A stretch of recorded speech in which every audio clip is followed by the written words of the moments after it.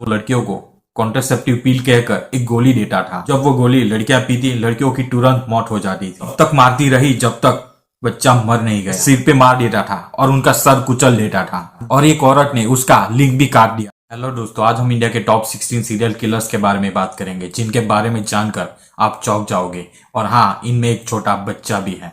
वैसे तो इंडिया में आए दिन मर्डर्स होते रहते हैं, लेकिन उनमें कोई ना कोई मोटिव होता है, किसी से दुश्मनी, किसी से जलन, कोई ना कोई बड़ा रीजन होता है। लेकिन जब सीरियल किलर्स की बात आती है तब ऐसा नहीं होता। वो पहले एक मर्डर करते हैं और बाद में मर्डर करते जाते हैं। एक तरह से उनको लत सी लग जाती है। आमतौर पर सभी सीरियल किलर्स को आखिर में पकड़ ही लिया जाता है, लेकिन इनमें कुछ ऐसे भी हैं जो अभी तक पकड़े नहीं गए हैं और शायद कभी पकड़े भी ना जाए। इंडिया के टॉप 16 सीरियल किलर्स की लिस्ट में पहले नंबर पर आता है ऑटो शंकर, जिसका असली नाम गौरी शंकर था।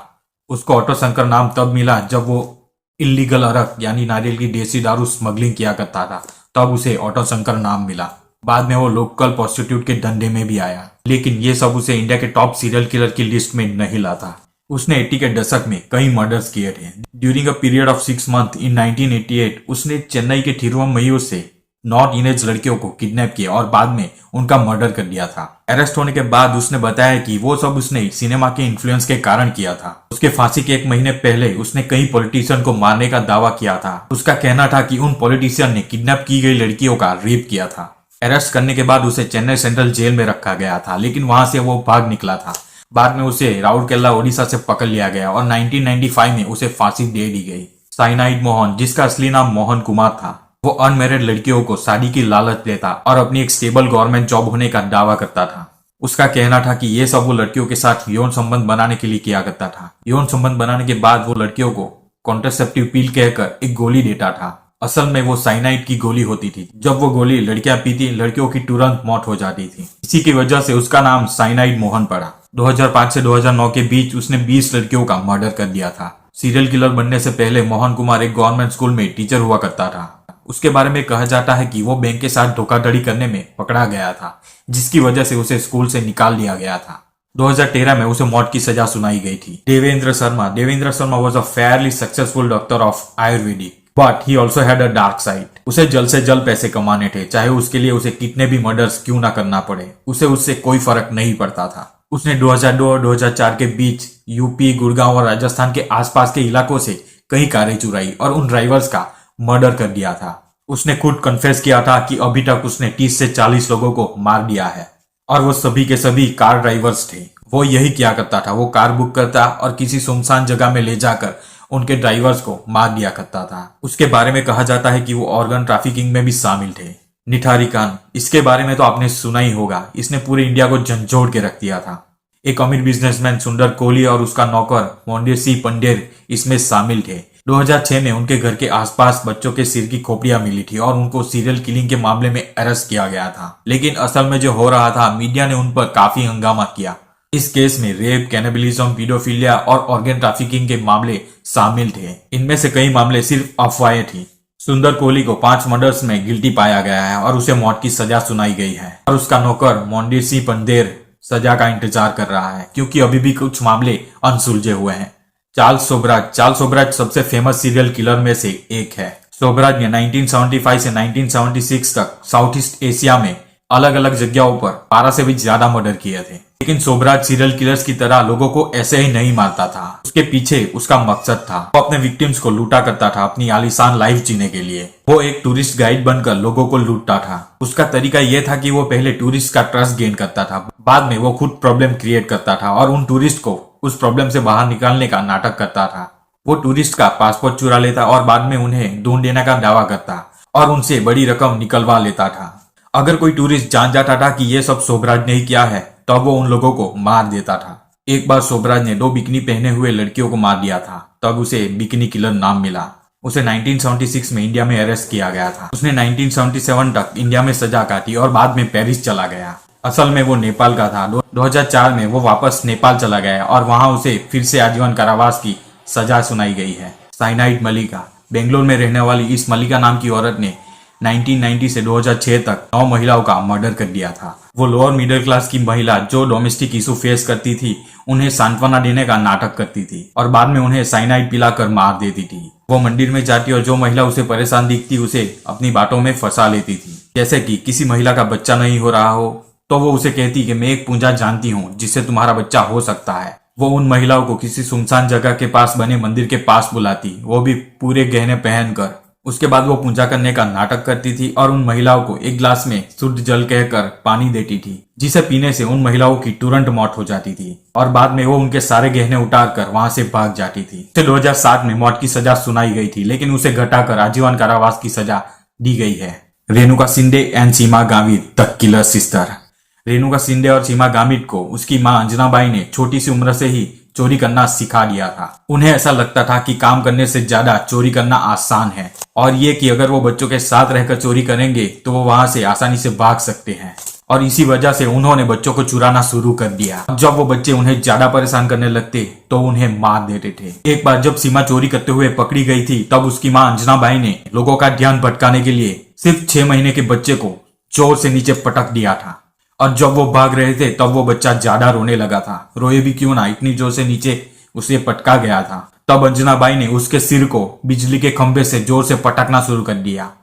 आप सोच के देखिए एक औरत ऐसा कैसे कर सकती है, वो भी सिर्फ 6 महीने के बच्चे के साथ, और तब तक मारती रही जब तक बच्चा मर नहीं गया। और ऐसा करते हुए कुछ लोगों ने उसे देखा भी था। 1990 और 1996 तक उन लोगों ने कई बच्चों को मार दिया था। अंजनाबाई की सजा से पहले ही मौत हो चुकी है। सीमा गावित और रेणुका शिंदे अभी मौत की कतार में खड़ी है। ये भारत की पहली महिलाएं बनेगी जिसे फांसी दी जाएगी। ठग बेहराम। अगर आप नंबर के हिसाब से किसी सीरियल किलर को जानोगे तो दुनिया का नंबर 1 सीरियल किलर ठग बेहराम ही है। ठग बेहराम ने 1790 से 1840 तक 931 से भी ज्यादा लोगों को मौत के घाट उतार दिया था, लेकिन उसने 125 लोगों को ही मारने की बात कबूल की थी। उसका कहना था कि बाकी के मर्डर्स के वक्त वो सिर्फ वहां मौजूद था और बाकी के मर्डर्स उसके साथियों ने किए थे। वो एक कुख्यात ठग ग्रुप का सरदार था। वो मध्य भारत में यात्रा कर रहे लोगों पर नजर रखता था और बाद में उनको लूट लेता था और बाद में उनका मर्डर कर देता था। वो गला घोटने के लिए एक रुमाल का इस्तेमाल किया करता था। ठग बेहराम का बहुत ही बड़ा ग्रुप था। उसके ग्रुप में 300 से ज्यादा लोग शामिल थे।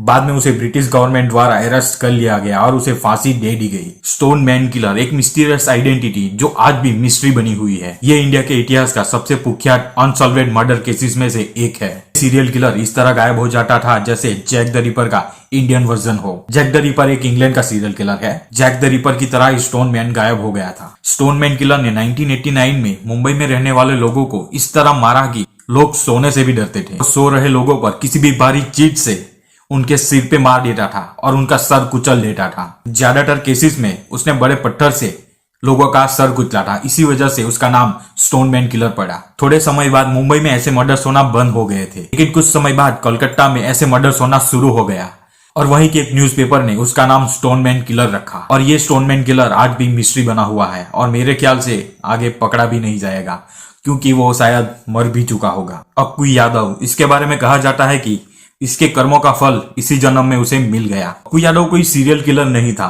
वो एक लोकल गुंडा था। वो उसकी एरिया की लड़कियों और औरतों का रेप किया करता था और कुछ औरतों और कुछ लड़कियों को उसने मार भी दिया था। अक्कू यादव को नागपुर जिला के कोर्ट के बाहर भीड़ ने पीट पीट के मार दिया था और एक औरत ने उसका लिंग भी काट दिया था। जब भीड़ में से पुलिस लोगों को अरेस्ट करने गई तब झुग्गी झोपड़ी की हर औरत अरेस्ट होने के लिए तैयार हो गई। ये वही एरिया की औरतें थी जहां अक्कू यादव लोगों को डरा धमकाकर उन औरतों का रेप किया करता था। Raman Raghav the schizophrenic serial killer, इसके बारे में तो आप डेफिनेटली जानते ही होंगे क्योंकि उस पर फिल्म भी बनी हुई है। उसे साइको रमन भी कहा जाता है। रमन राघव एक अलग ही दुनिया में जीता था। उसे लगता था कि इंडिया में 3 सरकार है, एक तो ब्रिटिश सरकार, एक भारत सरकार और एक कांग्रेस सरकार, और ये सभी गवर्नमेंट उसे दबाना चाहती है और उसे मर्डर करना कोई गुनाह नहीं लगता था। रमन राघव ने 1960 में बॉम्बे के चौल में रहने वाले और रोड पे सोने वाले लोगों को इतनी बुरी तरह मारा कि लोग साथ में हथियार लेके सोने लगे थे। वो रात में सो रहे लोगों को किसी भारी हथियार से पीट पीट के मार देता था। उसके पास एक लोहे का सलिया था। उसने ज्यादातर मर्डर्स उसी से किए थे। जब उसे अरेस्ट किया गया तब वो सिजोफेरिक से पीड़ित था। ये एक साइकोलॉजिकल डिसऑर्डर है। उसका कहना था कि उसने 23 लोगों को मारा था, लेकिन पुलिस का मानना था कि उसने इससे भी ज्यादा लोगों को मारा होगा। 1995 में उसकी किडनी फेलियर से मौत हो गई थी। बियरमैन, बियरमैन अक्टूबर 2006 और जनवरी 2007 तक मुंबई में 6 मर्डर हुए थे और उन सभी की बॉडी के पास एक बियर का कैन मिला था। इससे पुलिस को अंदाजा हो गया था कि ये एक सीरियल किलर है।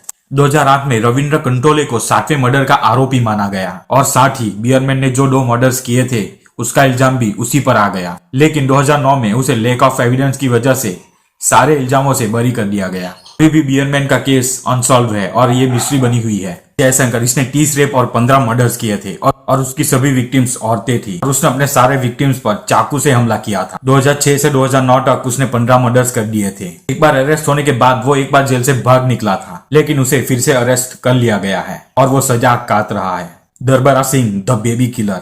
दरबारा सिंह ने अप्रैल से सितंबर 2004 तक 15 लड़कियों और 2 लड़कों को मार दिया था और वो सभी लड़की लड़कियां छोटे बच्चे थे। उसी वजह से उसका नाम द बेबी किलर पड़ा। वो पहले बच्चों को किडनैप करता और बाद में उनको मार देता और उनकी बॉडी के साथ आप जानते ही वो क्या करता होगा। 2004 में उसे अरेस्ट किया गया था। उसे लाइफ इम्प्रिजनमेंट की सजा सुनाई गई है। अमरदीप साडा India's youngest serial killer. Amardeep सिर्फ 8 साल का था तब उसने 3 बच्चों का मर्डर कर दिया था। उसने अपने 6 महीने के चचेरे भाई और उसकी खुद की 8 महीने की बहन को मार दिया था और एक पड़ोस की लड़की को भी मार दिया था। पड़ोसी की बच्ची का नाम खुशबू था और तभी अमरदीप साडा को अरेस्ट किया गया था। पड़ोसी की लड़की भी सिर्फ 6 महीने की थी। कहा जाता है कि पहले के 2 मर्डर्स के बारे में अमरदीप साडा के घर वालों को पता था, लेकिन घर का मामला समझकर उन लोगों ने ये बाहर नहीं बताई थी, लेकिन यही सब उन पर भारी पड़ गया और अमरदीप साडा ने पड़ोस की लड़की को मार दिया। जब अमरदीप साडा से पूछा गया कि तुमने बच्चियों को क्यों मारा, तब उसने बहुत ही क्रीपी स्माइल दी। उसे सुधार गृह में रखा गया और 16 साल होने के बाद उसे छोड़ दिया गया। आज भी हम नहीं जानते